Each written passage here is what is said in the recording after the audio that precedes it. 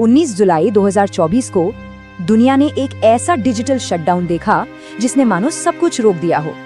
तो चलिए देखते हैं कि उस दिन हुआ क्या था जब इंटरनेट लगभग ठप सा पड़ गया। सबसे पहले जरा इसके फौरी और चौंकाने वाले असर पर नजर डालते हैं। दुनिया भर में हजारों फ्लाइट्स कैंसिल हो गई, स्टाफ को हाथ से बोर्डिंग पास बनाने पड़े, नॉन अर्जेंट सर्जरीज टालनी पड़ी क्योंकि डॉक्टर्स पेशेंट रिकॉर्ड्स एक्सेस ही नहीं कर पा रहे थे। फाइनेंशियल सर्विसेज, रिटेल स्टोर्स, यहाँ तक कि स्टॉक एक्सचेंज भी बुरी तरह से प्रभावित हुए। तो सवाल ये है कि आखिर ऐसी कौन सी एक घटना थी जो इतने बड़े टेक कोलैप्स का कारण बनी। चलिए अब इस अनप्रेसिडेंटेड आउटेज के असली कारण को समझते हैं। वजह एक सिक्योरिटी अपडेट में छोटी सी गलती जिसने सिस्टम को ब्लू स्क्रीन ऑफ डेथ पर ला दिया। माइक्रोसॉफ्ट का अनुमान है कि इस क्रैश से करीब 85 लाख डिवाइस प्रभावित हुए और ये सिर्फ अमेरिका की टॉप 500 कंपनियों का अंदाजा नुकसान है। क्राउड स्ट्राइक की घटना एक बहुत बड़ी दुर्घटना तो थी, लेकिन ये इंटरनेट टूटने का अकेला तरीका नहीं है।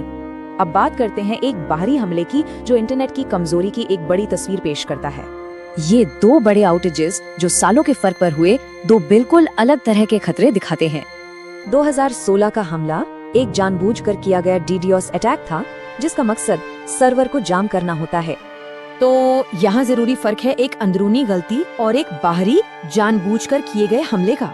इस हमले में इस्तेमाल हुई डिवाइस की फौज में प्रिंटर और बेबी मॉनिटर जैसी आम चीजें शामिल थीं।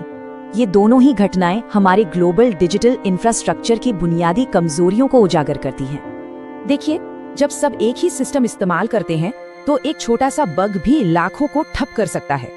यानी ये रैंडम फेलियर तो झेल सकता है, पर इसके मेन हब्स पर हुए टारगेटेड अटैक इसे कमजोर बना देते हैं। और ये कुछ आम वजह हैं जिनसे हमारा डिजिटल कनेक्शन बार बार टूट सकता है। तो इन बड़े डिसरप्शन से आखिर हमें क्या सीखने को मिलता है? दोनों ही घटनाएं एक मॉडर्न पैराडॉक्स दिखाती हैं। हमारे सिस्टम जितने पावरफुल हैं, उतने ही नाजुक भी। एविएशन से लेकर हेल्थ केयर तक हर जरूरी सर्विस इसी नाजुक सिस्टम पर टिकी है। तो क्या हमारी दुनिया अब इतनी ज्यादा कनेक्ट हो चुकी है कि छोटी सी गलती भी इसे फेल कर सकती है?